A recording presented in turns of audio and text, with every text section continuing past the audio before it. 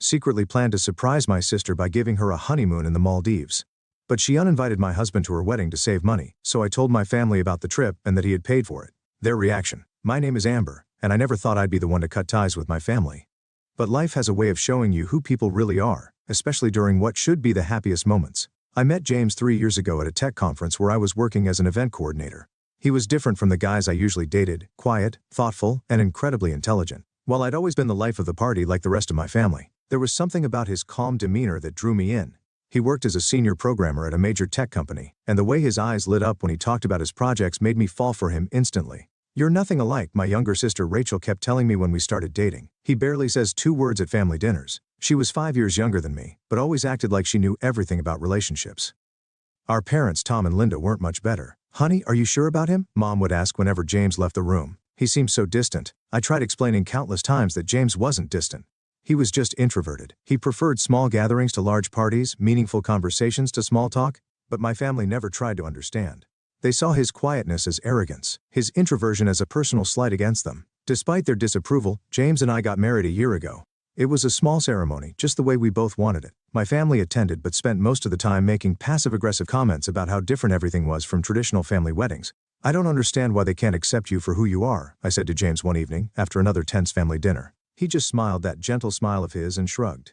"Not everyone needs to understand me, Amber, as long as you do." That's what I loved about him, his ability to stay above the drama, to not let other people's opinions affect him. But things were about to get much worse, and even his calm demeanor would be tested. It started with a phone call from Mom last weekend. "Amber, dear, we're having a family dinner next Saturday. Just you though. We know James doesn't enjoy these gatherings." I felt my blood pressure rising. "What do you mean, just me?" "Well," Mom hesitated, her voice trailing off. "We're having some relatives over, and you know how James is with crowds. We thought it would be better if what, Mom? If my husband stayed home while I pretended to be single at family gatherings?" "Sorry, Mom, but I'm not coming without my husband. That's not how marriage works." I hung up before she could respond, my hands shaking with anger. When I told James about it later, he just laughed. Everything changed when Rachel called me one sunny morning. Her voice was bubbling with excitement, and I could practically feel her jumping up and down through the phone.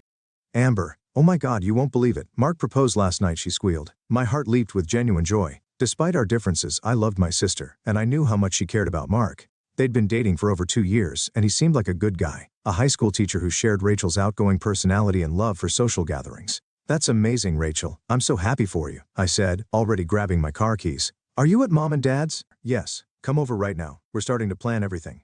Minutes later, I was walking into my parents' familiar living room. Rachel immediately ran to hug me, her engagement ring catching the light. Mom and Dad were beaming, and Mark stood nearby, looking both proud and slightly overwhelmed. "Show me the ring," I demanded, and Rachel proudly displayed the modest but beautiful diamond. We spent the next hour going through wedding magazines and discussing dates. Then Mom's expression turned serious. "The only issue is, well, we're a bit tight on money right now," she said, looking uncomfortable with Dad's recent medical bills and everything.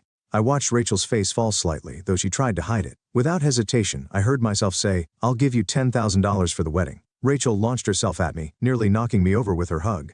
"Oh my God, Amber. Thank you, thank you, thank you." Even Mom and Dad looked impressed. "That's incredibly generous of you, honey," Mom said, actually sounding sincere for once. Later that evening, I told James about everything while we were having dinner in our kitchen. His response surprised me. "I have an idea," he said, putting down his fork.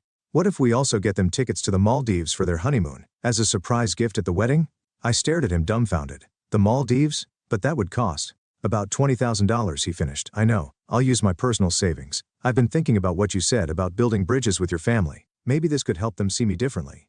I felt tears welling up in my eyes. This was the man my family thought was cold and arrogant, offering to spend his own savings to give my sister her dream honeymoon. "Are you sure?" I asked, still stunned by his generosity. He smiled and pulled me into a hug. "Absolutely. But let's keep it a secret until the wedding. It'll make it more special." That night, as I lay in bed thinking about everything, I felt hopeful for the first time in ages. Maybe this would finally help my family see James for who he really was. Not the antisocial person they'd labeled him as, but the incredibly thoughtful, generous man I'd fallen in love with. The months leading up to Rachel's wedding flew by in a whirlwind of planning and preparations. Every weekend seemed to bring a new decision to make, and Rachel wanted my opinion on everything. I was touched that she valued my input. "What do you think about this venue?" Rachel asked one Saturday, showing me pictures of an elegant converted warehouse. "It's smaller than the country club Mom suggested, but I think it has more character." "I love it," I said honestly. "Plus it'll probably cost half as much."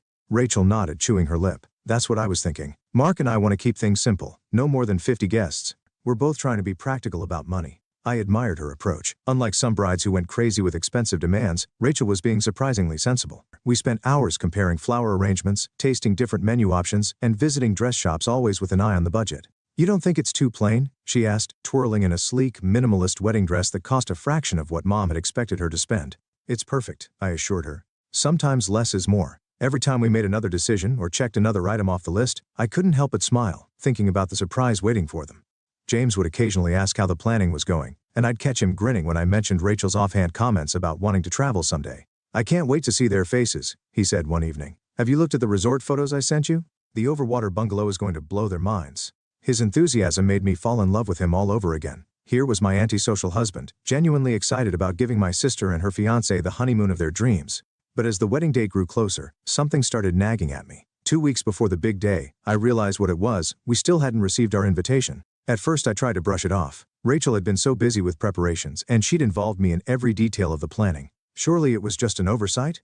Still, something felt off. James and I had our outfits ready, we'd arranged time off work, and we'd been actively involved in all the planning, but we didn't have an actual invitation. After a particularly restless night thinking about it, I decided to stop by my parents' house after work to ask Rachel directly. As I pulled into the driveway, I saw both my parents' cars and Rachel's beat-up Honda.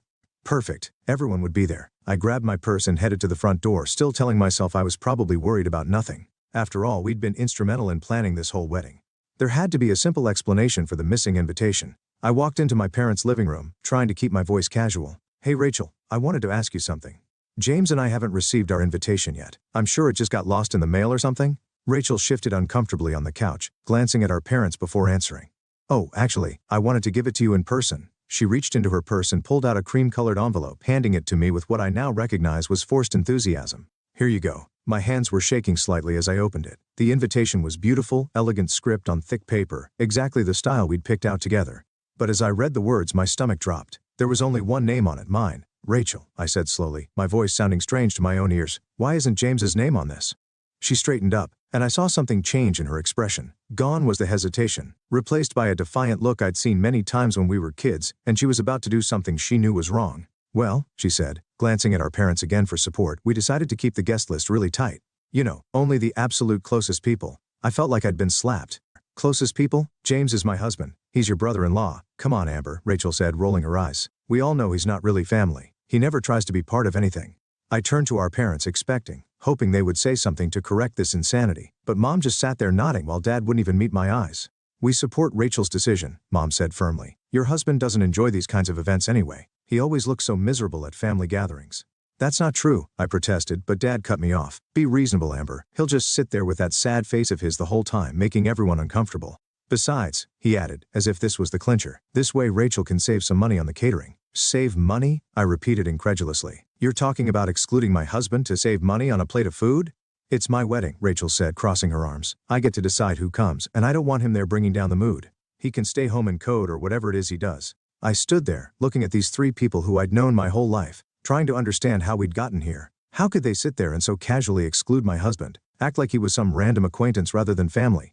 The worst part was seeing how rehearsed it all seemed. They'd clearly discussed this before, prepared their arguments, agreed among themselves that this was perfectly reasonable. While my husband had been spending his savings on their dream honeymoon, they'd been plotting to exclude him. "Let me get this straight," I said, my voice dangerously quiet.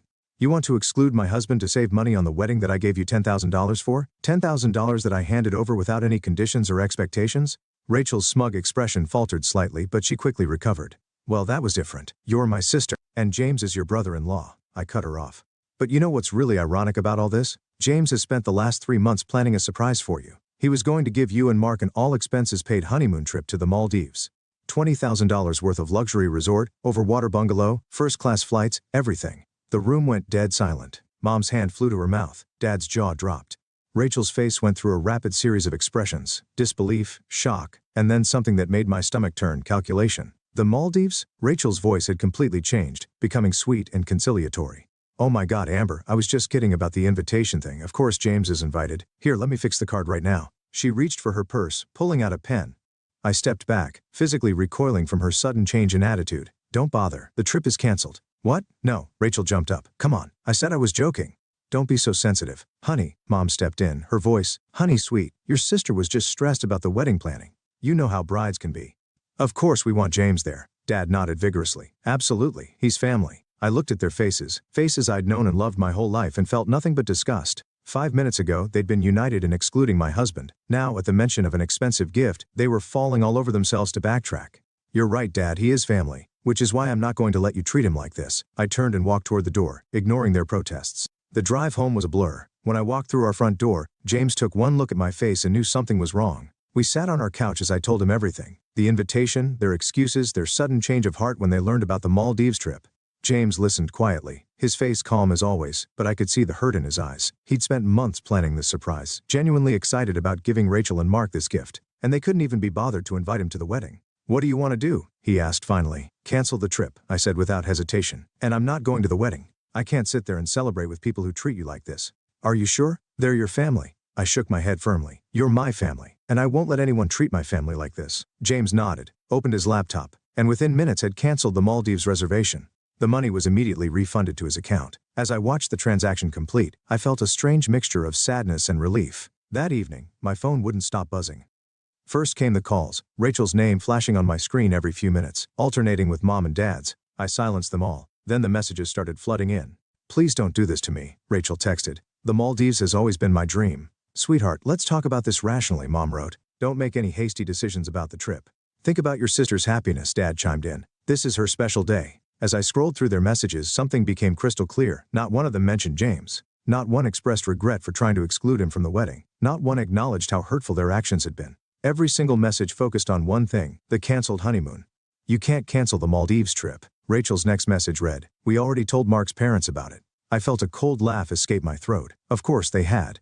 They'd probably started bragging about their luxury honeymoon the moment I left the house. "The trip is already canceled," I typed back. "The money has been refunded. Don't contact me again." Then I did something I never thought I'd have to do. I blocked my sister's number, and my parents' numbers too, for good measure. James and I spent the rest of the evening watching movies on the couch, trying to pretend everything was normal. But the next morning, our peaceful Saturday was shattered by loud banging on our front door.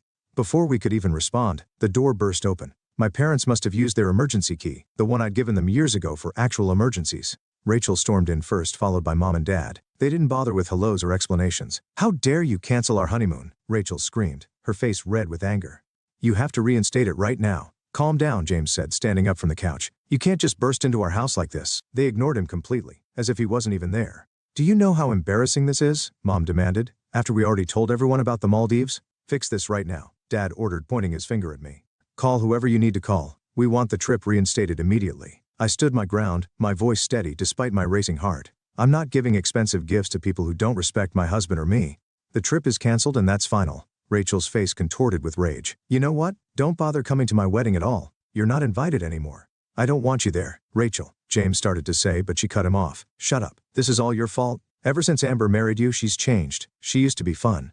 She used to be normal." I took a deep breath, my voice coming out surprisingly steady. "You want to talk about money? Fine. Let's talk about the $10,000 I gave you for this wedding." Rachel's face went pale so quickly, I thought she might faint. Mom and Dad stopped their angry muttering. "That's right," I continued. $10,000 that I could legally demand back right now since you've uninvited me from the wedding. That's how gifts work, Rachel. They can be rescinded if the occasion they're meant for no longer applies to the gift giver. You wouldn't," Rachel stammered, her previous bravado completely gone. "No, I wouldn't," I agreed. "You can keep the money. Consider it your wedding gift from your horrible, unfun sister, who doesn't want to come to your wedding anyway." "But the Maldives," Rachel's voice cracked. "The Maldives was never yours to begin with," I said firmly. "It was a surprise gift from the man you couldn't even be bothered to invite to your wedding. The man you've all treated like an outsider for years. Well, congratulations, you finally succeeded in pushing us both away completely." Rachel's face crumpled, and she burst into tears. "But I'd dreamed about the Maldives my whole life. It's not fair." Mom and Dad immediately wrapped their arms around her, like they always had when we were kids and she didn't get her way. They shot me venomous looks as they guided her toward the door. I watched them leave, coddling my sobbing sister between them, and felt nothing. No guilt, no sadness, just exhaustion. The door clicked shut behind them, and suddenly the house was quiet again. James came up behind me and wrapped his arms around my waist. I leaned back against him, drawing strength from his steady presence. "I'm so tired," I whispered. "Tired of their arrogance, tired of them only thinking about themselves, tired of them treating us like this." "I know," he said softly, kissing the top of my head. I turned to face him, a small smile forming on my lips despite everything. "You know what, let's do something with that refunded money. Something for us. What did you have in mind?" "We've been talking about getting a new car. $20,000 would make a nice down payment." James grinned. "I might have been looking at some options already. Want to go car shopping?" 2 weeks later, we were driving home in our brand new hybrid SUV. It was beautiful, practical, and most importantly, it was ours. A symbol of our life together, our priorities, our future. As I ran my hand over the pristine dashboard, I couldn't help but feel we'd made the right choice. The day of Rachel's wedding came and went. I spent it deliberately busy. James and I took our new car for a long drive along the coast, had lunch at a quiet seaside restaurant, and tried our best not to think about what was happening back in town. But that evening, after we returned home, I couldn't help myself. I opened Instagram and went to Rachel's page. The wedding photos were already up, professionally shot, carefully filtered, perfectly posed. But as I scrolled through them, I noticed something. Rachel's smile never quite reached her eyes. In every photo, even the candid shots, she looked distracted, unsettled. Like someone trying too hard to prove they're having the time of their life. 2 days later, my Aunt Susan called. She'd always been my favorite relative, Mom's younger sister, but completely different from her in every way that mattered. "I need to tell you something about the wedding," she said, her voice serious. "Your mother made a speech. One of those passive-aggressive masterpieces she's so good at." She went on about how families should stick together, how some people become too caught up in their own lives to remember their responsibilities. Then she said something about greed destroying family bonds. I felt my chest tighten. Let me guess, everyone knew exactly who she was talking about. Oh honey, it was about as subtle as a brick through a window. The whole room was uncomfortable. Even some of Mark's family were whispering, asking what was going on. I took a deep breath and told her everything. The uninvited husband, the Maldives trip, Rachel's tantrum, all of it. When I finished, there was a long pause on the line. "You did the right thing," she said finally, her voice firm. "I've watched for years as they've treated James like an outsider. It's not right and it's not your fault. Your mother and Rachel, they've always been like this, always had to have everything their way." Tears welled up in my eyes. "Thank you, Aunt Susan. You don't know how much that means to me." After we hung up, I sat in our backyard for a long time watching the sunset. James found me there and brought out 2 glasses of wine. "Penny, for your thoughts?" he asked, settling into the chair beside me. "I was just thinking about family," I said, taking a sip, "about how sometimes the hardest decisions are the right ones. Do you think you'll ever reconcile with them?" "Honestly, I don't know. Maybe someday, if they can truly understand what they did wrong and make real changes. But I'm not holding my breath, and I'm not going to chase after them." James reached over and took my hand. "Whatever happens, we'll face it together." I squeezed his hand back, thinking about how far we'd come. Sometimes it takes a crisis to show you what really matters, who really has your back. My family might have thought James was the outsider, the one who didn't fit in, but they were wrong. He was the one who had shown true family values, loyalty, respect, understanding. As we sat there in our backyard, watching the sky turn from orange to purple to deep blue, I felt a profound sense of contentment. Our new car sat in the driveway, a symbol of our shared future. Our home, though quieter now without my family's constant drama, felt more peaceful than ever.